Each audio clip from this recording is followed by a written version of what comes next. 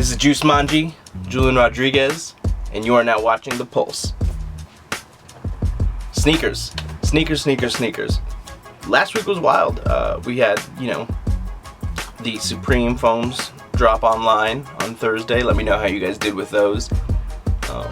We had the Mint and Cove Gelite 5s drop on Kith on Saturday. I'd also like to hear how you guys fared on those releases. I myself was able to do what I set out to do and get my pair of foams, which that I then used to flip and pay for my ASICs.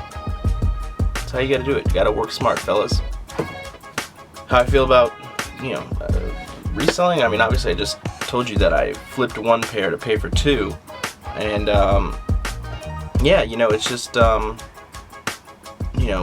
didn't sell, I still haven't sold the Supremes yet, and I'm going to sell them for what I'm asking for right now is very reasonable. So it's not like I'm beating anybody over the head. Just working smart to get what I want.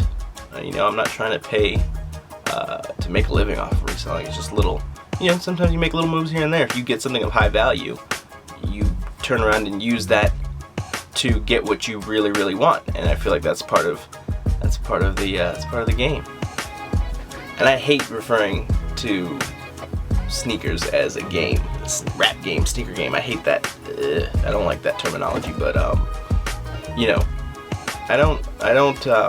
gotten to the point. I've gone back and forth with how I feel about reselling and what it means and everything. And I'm just kind of, resellers don't stop me from getting the shoes that I want nearly enough, or really almost ever. So I don't really get that upset about the whole.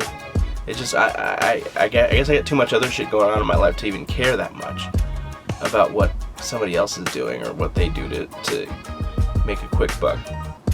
Ultimately, I think there's enough. If you want to get your shoes enough, you can get them at retail if you are willing to do certain things, to best arm yourself. Wink, wink, hint, hint. Or just network with people.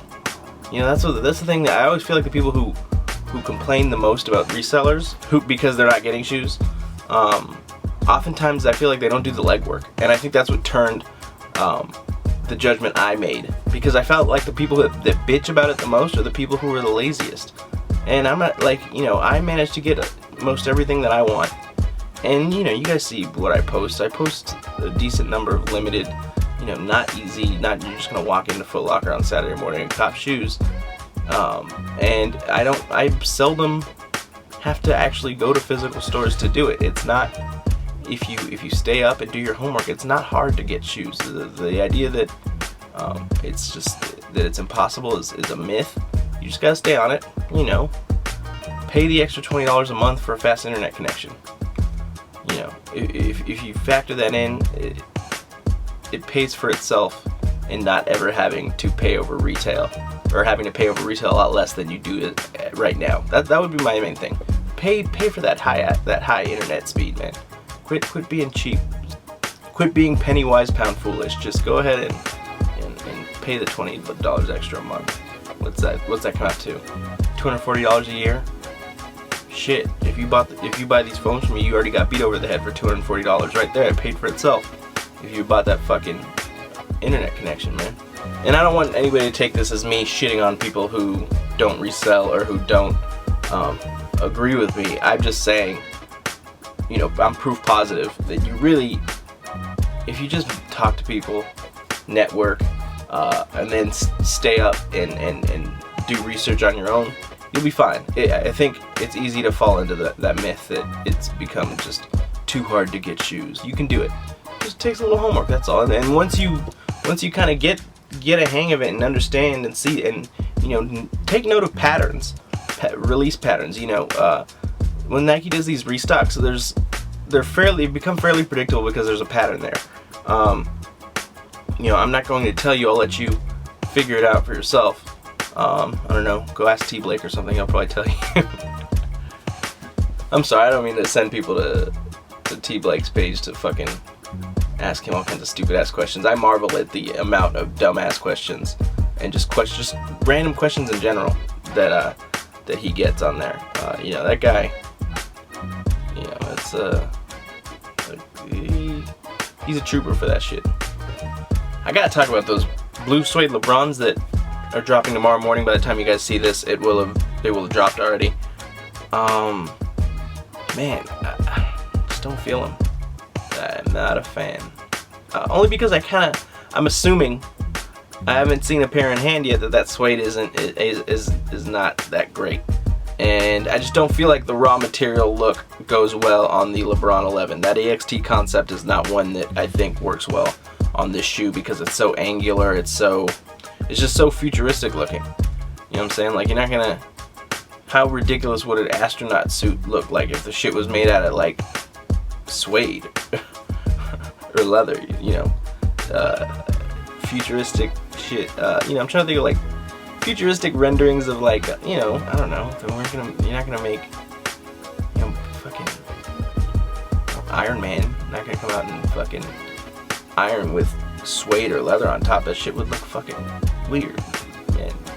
Angular, futuristic shit should be like metallized, anodized looking. Not fucking raw materials. Nah, Playboy. Kobe 9 IDs. Yep, we got them. Kobe 9 engineered mesh low IDs. The options are crazy. If you missed out on the Gumbo Kobe 8 or any of the Gumbos, a lot of the versatility and colors and different glow soles, a lot of that stuff is available on the Kobe 9 EM low. So, it's not too bad if you missed out. The Gumbo, we don't have chroma on these. That's the main Gumbo thing. And then obviously being able to pick every single detail detached, like without them kind of corresponding to each other as you usually do on IDs, is pretty was the nicest part about the Gumbo program. I'm sad that the LeBrons went so quick. I wish I had gotten one in, but I did get one in, so you guys will see it. Not a LeBron, but you'll see it in due time. And I look forward to this Kobe. You can recreate a lot of classic Kobe colorways. I wrote about it on SoulSelect.com, so I encourage you guys to go peep that. I encourage you guys to go peep Soul Select all the time. We got a lot of good people on staff over there, and you get to see my written stuff. But it's just they have really dope options. I encourage you guys to go check it out. If you guys don't want to pay fucking 2 G's for Barca Kobe 6s, you can kind of recreate a version here on the Kobe 9 on Nike ID. They have the color palette for you to do it, so go peep it. Sports, deportes. We might do Spanish lessons on the Pulse next week. But sports, man. Congratulations to UConn. Men's and women's basketball. They won both championships. I wanted Kentucky to win because, as you guys know, I fucks with Cal, but I also really, I didn't want to see UConn lose necessarily. I like what those kids are out there doing. I wanted Shabazz Napier to win, maybe, so he could get a sandwich one time. What I want to know is, how does Shabazz not have any hoes to get him a sandwich one time? It doesn't help that Shabazz looks like he's 12. Maybe that's why he can't, get him some food, get one of these girls. I was in college. I didn't play fucking basketball, but I had, girls bought me, some food on their meal plan card here and there. It ain't that hard, bro. But it was a good game. I'm happy to see my man Kevin Ollie, and I say my man because he's from LA, Crenshaw High School. So you know me. I support anybody coming from LA that's doing big things. So it's good to see him flourish. I wouldn't mind if the Lakers, made an offer to him to be the head coach. I think he has the kind of chops that lend themselves well to NBA players, because he was a long-time vet, and I think he can relate to the modern, young athlete. So I think he might be a good look. I hope they pursue him, because I would really like that. As a Laker fan, I want to see either him, or I'd love to see Stan Van Gundy as our next coach. And I feel bad because I'm not a D'Antoni hater like everyone else is. I don't think Do I think he was the best hire? No, but given the hand he's been dealt, he hasn't really gotten a fair shake, but I understand why they're probably going to have to get rid of him. I still can't believe Shabazz Napier couldn't get a sandwich or anything. I don't know what they served there, but when I was at Indiana, in Indiana University, they had this shit called Taco John's. It was like Midwest Taco Bell, and the logo was like a white guy with a sombrero on, and they had this shit that I ate a lot. It was what the fuck was it called?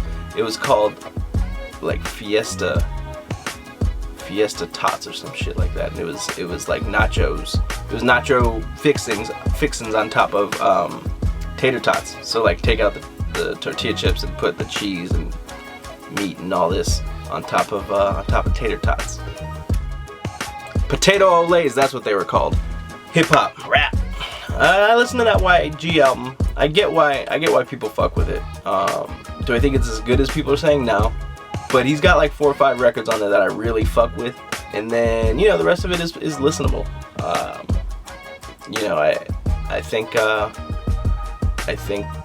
think he made a solid album. He made that that rowdy music, and sometimes you need that. So especially in the butter soft landscape of today's hip hop, I'm not mad at just a rowdy ass ignorant street album, and that's what YG gave us, so salutes to him. It wasn't a bad album by any means. As far as like the crazy thing about the YG album is it's really, I think it's cementing that right now the crown resides in Los Angeles. Like right now LA, and I tweeted this the other day, if you spend enough time in LA as an adult and you live here and experience it, it's easy for me to see how it could be the place that produces the best rap music right now. You figure not only do you have your Kendrick, Nipsey Hussle, the whole Black Hippie crew, Kendrick, Ab-Soul, J-Rock, Schoolboy, they're all from LA. Then you throw in Nipsey and YG, who are killing it right now, and then throw in, go ahead and throw in Freddie Gibbs and Rock Marciano. Now I know Gibbs is from Gary, Indiana. I know Rock Marciano is from New York, but they both live here. And Gibbs more so than Rock, because Rock doesn't really be on this. But Gibbs pretty much claims LA, as his home. He has a song in the album like that. So I'm not like claiming him as an LA rapper, but he lives here. He can claim LA just like how I got so much love for San Francisco and the Bay Area because I spent so much time there. You are where you live sometimes, and I think that's reflecting in the music a little bit with him and all these artists. And I don't know what it is, the lifestyle, whether great weather, there's a fucking dispensary to buy weed like everywhere, so that I'm sure influences them. But yeah, it's a trip. It's good to see this resurgence in LA rap music. Oh, and Alchemist. I forgot to mention Alchemist, who ironically is an LA-based producer from LA, grew up here, and is kind of leading the resurgence of like that old New York sound with all the work he's doing with Action Bronson and mainly Bronson. He did the Rare Chandeliers tape, but he's worked with other New York cats, and he's been one of the driving forces in the return of that old New York sound. Nike ID should cut me a check on all the fucking IDs I do and other videos. Those are the ones that get my most views so far. Not that I'm really care about it, I just like to use the analytics to figure out what the fuck y'all like.